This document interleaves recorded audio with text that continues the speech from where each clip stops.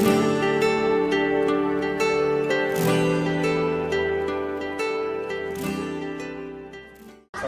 warahmatullahi wabarakatuh. Gimana jualnya yang ini katanya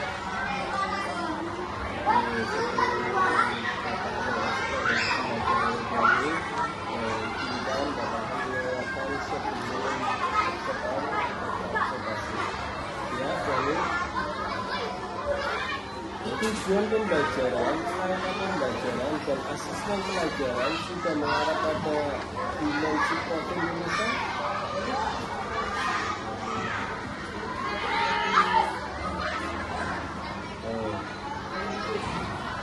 Tujuan pembelajaran, tingkat pembelajaran, dan asesmen pembelajaran sudah selaras.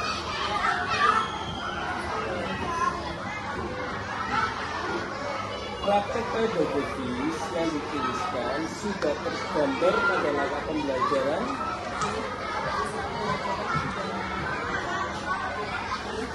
Iya, praktek pedagogis apa saja?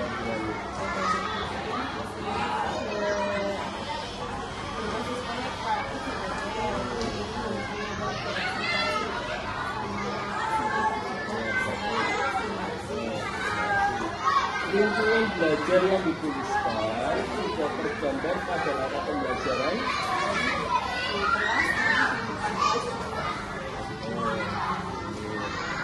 Kemitraan pembelajaran yang dituliskan sudah tergambar pada langkah-langkahnya. Kemitraan pembelajaran apa saja?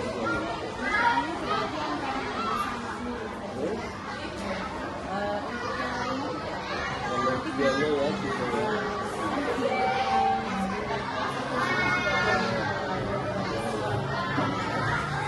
Pemanfaatan digital yang dituliskan sudah tergambar pada langkah pembelajaran.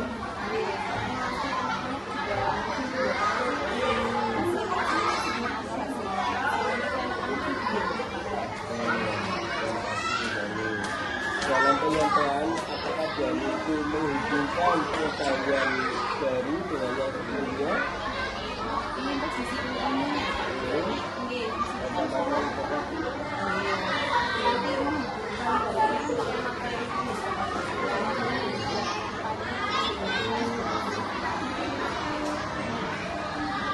Adakah dalam pembelajaran nanti stimulus proses berpikir murid?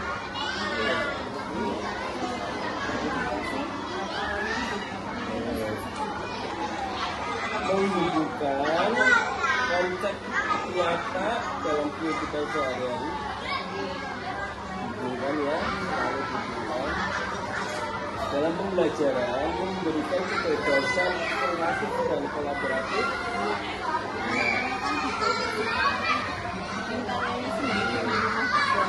Kolaborasi berarti ya. Apakah di dalam pembelajaran nanti menanamkan nilai moral dan etika positif lainnya?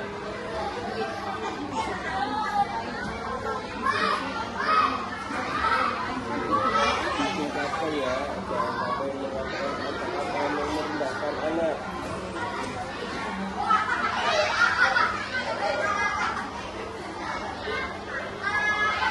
Apakah langkah pembelajaran yang akan diterapkan sudah memfasilitasi murid untuk merasakan pengalaman belajar? Ya, termasuk dalam ini ya, belajarnya. Terus sebelum terus-menerus memotivasi diri kita, motivasi anak, motivasi semuanya agar pembelajaran itu dan lebih terkenal. Kemudian menerapkan strategi, banyak strategi dalam menghadapi saja. Ketiga, langkah perencanaan pembelajaran dapat memfasilitasi pembelajaran saling mengingatkan antara murid dengan murid, antara murid dengan guru. Jangan ada kata-kata.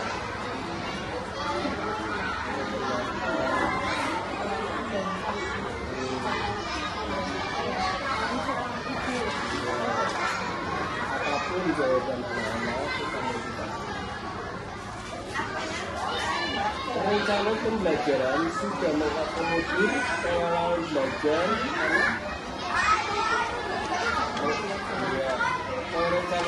pembelajaran sudah mengakomodir pengalaman belajar anak itu?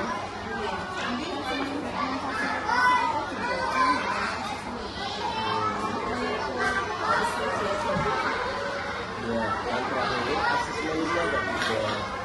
Asesmen pada saat pembelajaran, ya, pada pembelajaran dan ada rencana itu sudah buat asesmen juga ada prosesnya.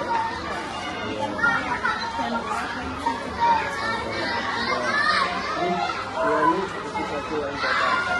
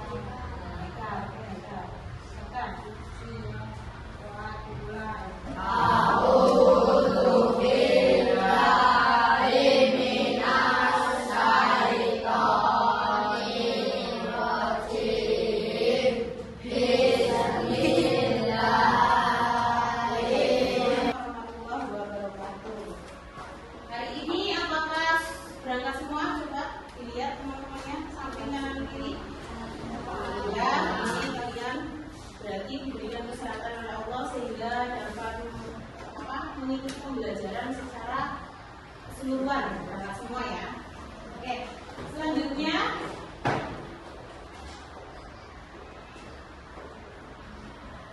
nyanyikan lagu Indonesia Raya. Bisa berdiri?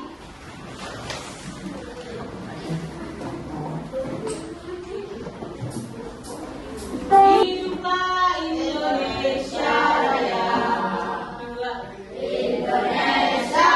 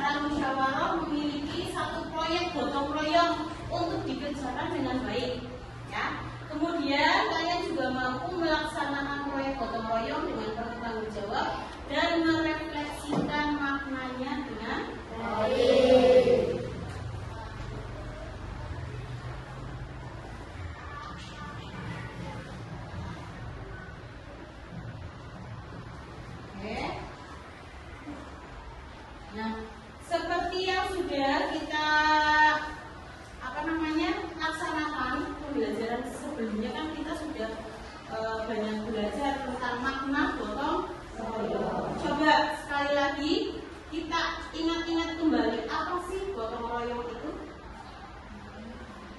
Apa coba? Untuk kerjasama untuk mencapai sebuah hasil yang diinginkan. Ya, jadi itu nanti kita kan kemarin kan sudah bareng-bareng bikin sebuah keinginan, ya. Dan di sini hari ini kita akan menciptakan keinginan itu supaya berhasil dilaksanakan secara bareng-bareng, ya. Tujuannya adalah mencapai sebuah hasil dengan bekerja sama. Kemudian apa sih pentingnya gotong royong? Ya, gotong royong itu merupakan sebuah wujud bela negara sesuai dengan pasal 27 ayat 3 Undang-Undang 1945 yang bunyinya setiap warga negara berhak dan wajib ikut serta dalam upaya pembelaan negara. Jadi gotong royong juga termasuk wujud bela negara. Bela negara itu kayak kemarin cinta, kecintaan tanah air, membela pembelaan kita sebagai warga negara kepada negara yang kita cintai. Nah, gotong royong sebagai wujud bela negara itu apa sih unsurnya? Kenapa gotong royong itu termasuk dalam bela negara? Karena dari unsur dari bela negara itu sendiri itu yang pertama cinta tanah air, ya. Yang kedua kesadaran berbangsa dan bernegara, yakin Pancasila sebagai ideologi negara, kemudian juga rela berkorban untuk bangsa dan negara, memiliki kemampuan awal bela negara. Sedangkan contoh bela negara itu apa? Melestarikan budaya, seorang pelajar yang belajar dengan rajin, kemudian juga taat hukum dan aturan negara, mencintai produk dalam negeri serta saling gotong royong baru membaru dalam kesulitan. Nah, dari contohnya saja ini sudah muncul nih yang namanya gotong royong. Berarti gotong royong jelas sebagai wujud bela.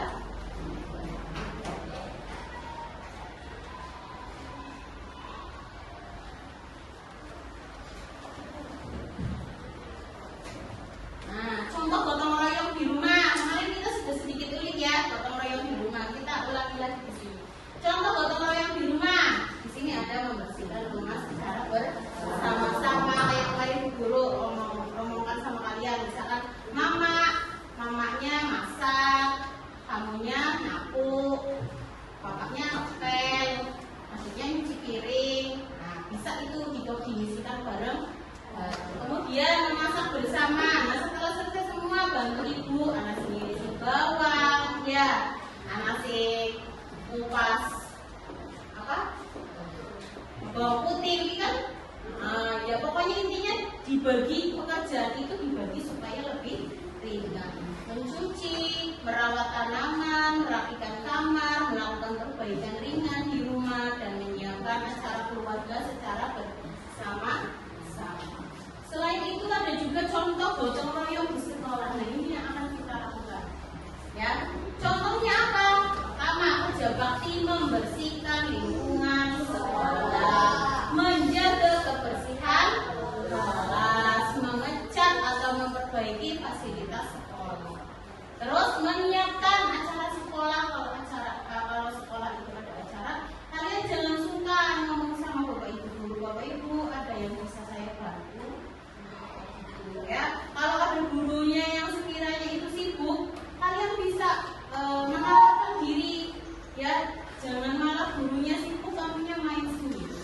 Itu juga sebuah bentuk bela negara. Terus menanam dan merawat tanaman di sekolah. Nah, dirawat ya.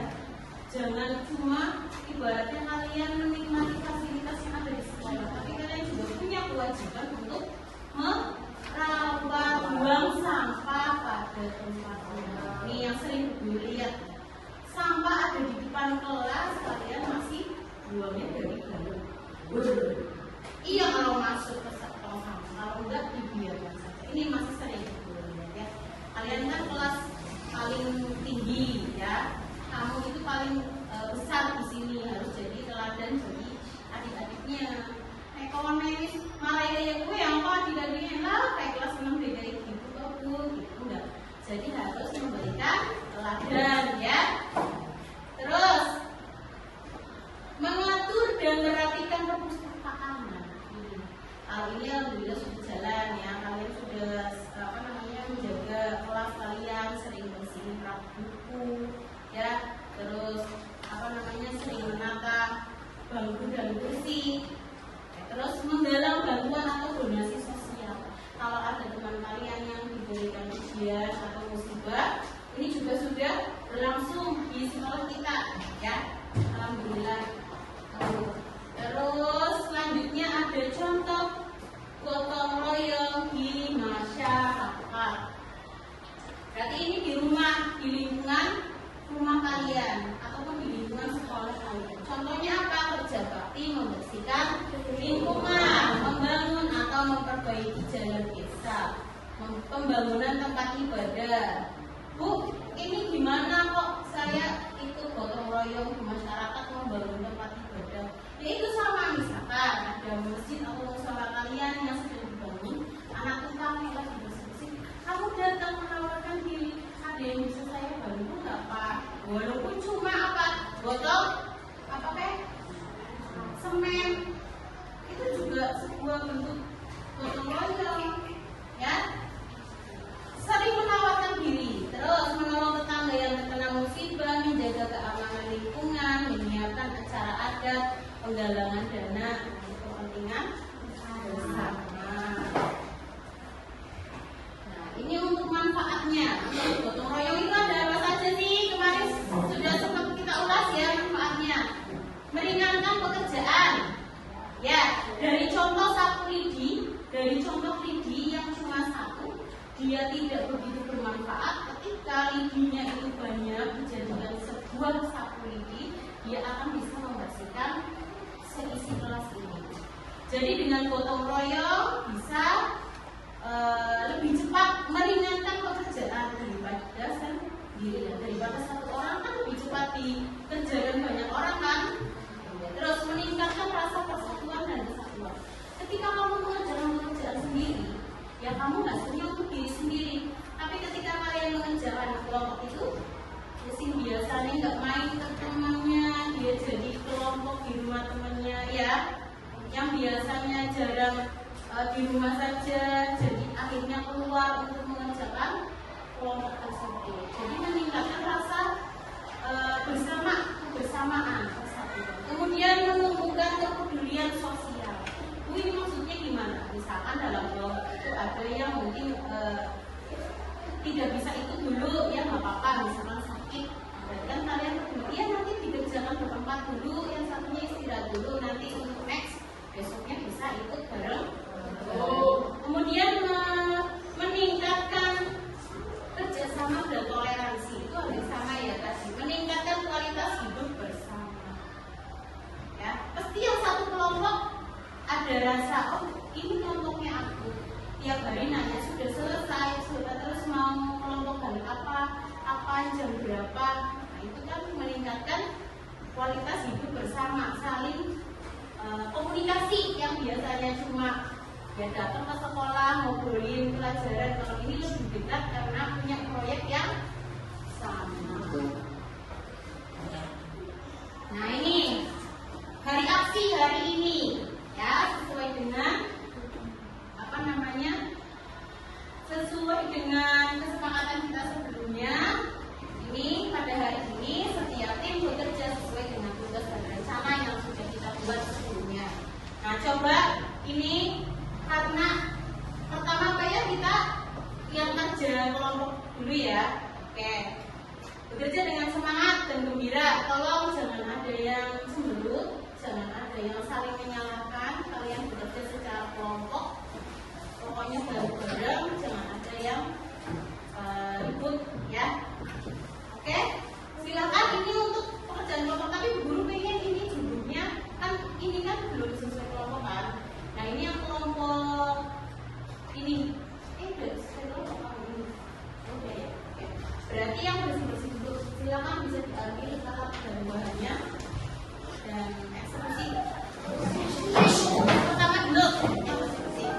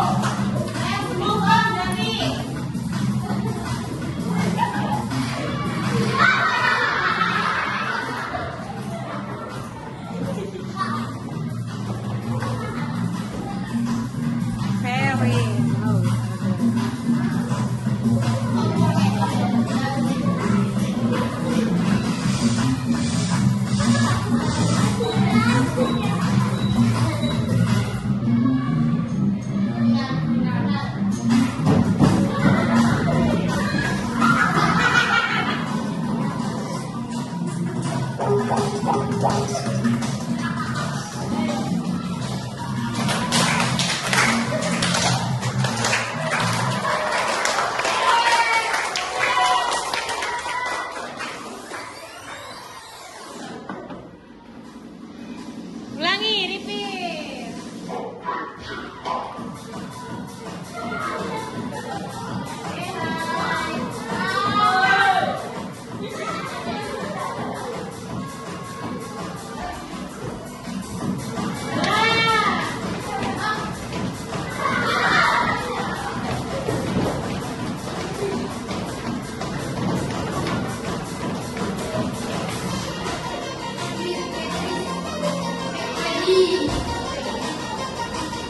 Wih.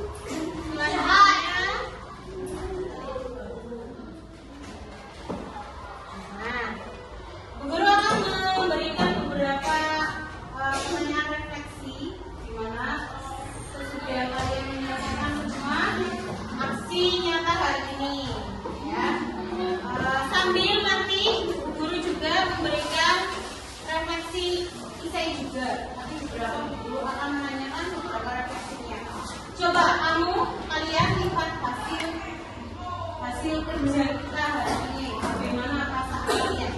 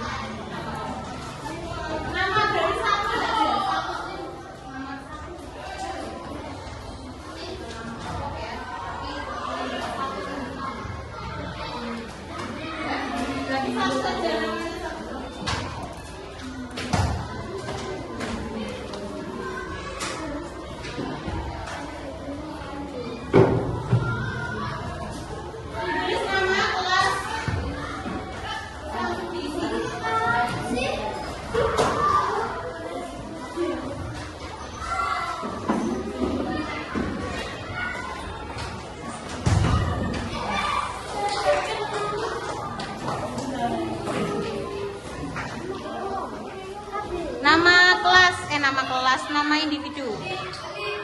Nama kalian sendiri ya, bukan nama kelompok. Silakan. Hah? Iya dong, nama panjang. Biasakan nulis nama lengkap, jangan nama panggilan. Jadi itu bu guru yang ngasih nilai.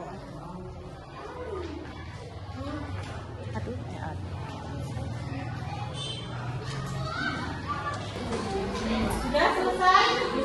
Sudah bisa.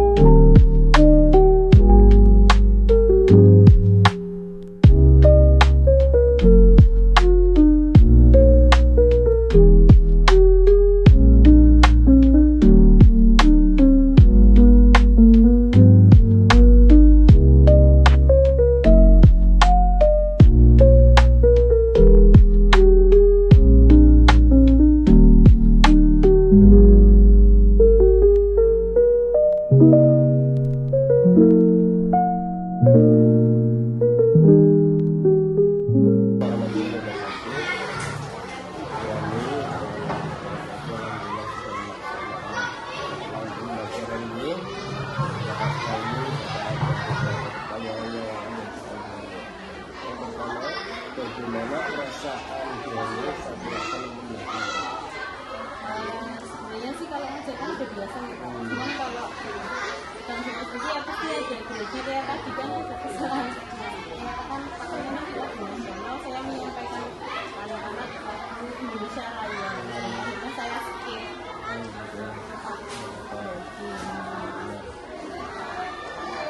Apa yang sudah Diani tuliskan itu sudah berjalan sesuai rencana? Iya, alhamdulillah sudah berjalan sesuai rencana. Karena ini kan rencana belajar yang berkelanjutan dari pembelajaran yang sebelumnya. Nah, ini proyeknya Bapak, hasilnya. Tujuannya sudah bisa disampaikan. Apa tantangan dalam memilih pembelajaran? Kalau yang itu karena basisnya proyek nih Pak, jadi memang untuk persiapannya itu dari jauh-jauh hari sudah memantau anak. Dari rumah pun anak sudah memberi tugasnya. Bagaimana respon dan keterlibatan murid dalam pembelajaran tersebut? Alhamdulillah karena ini kan proyek nih Pak, anak-anak semuanya itu turun tangan, jadi alhamdulillah berjalan sesuai dengan rencana.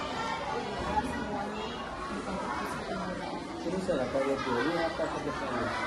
depannya berarti dari esensi ekonomi itu sendiri bisa terlaksana di baik di kelas, di rumah maupun di sekolah. Terima kasih Diani. Ada beberapa teman-teman dari Bapak. Yaitu tentang perencanaan pembelajaran yang sudah ditulis Diani dan Bapak baca. Alhamdulillah rencana pembelajaran itu sudah rencana dengan baik. Dari pertama sesi sama bahasa sama konsep. Alhamdulillah pada saat pelaksanaan pembelajaran anak ini sudah berjalan dengan bagus. Dan lagi Diani melaksanakan di ekor yang luar itu lebih bagus. Artinya kami sendiri sangat menghargai dan sangat berterima kasih yang sering pembelajaran di luar yang terbuka.